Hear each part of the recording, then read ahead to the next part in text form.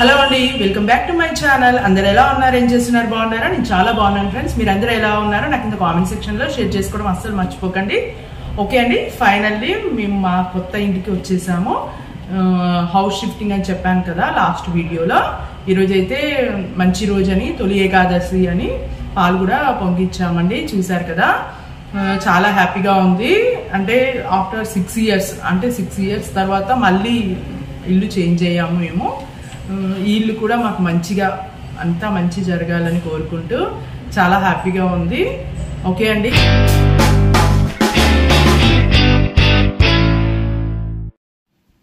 Hello అండి, good morning. ఇక్కడైతే చూస్తున్నారు కదా, నేను రామ్ అయితే రెడీ అయ్యాము, పిల్లలు అయితే స్కూల్కి వెళ్ళారు. ఓకే అండి, ఇప్పుడు మా కొత్త హౌస్కి వెళ్తున్నాము. మా అక్క వాళ్ళ ఇంటి నుంచి ఇప్పుడు మా కొత్త ఇంటికి వెళ్తున్నాము. అంటే రీసెంట్గా హౌస్ షిఫ్ట్ అయ్యాము. ఓకే అండి, చూస్తూ ఉండండి బ్లాగ్. ఓకే,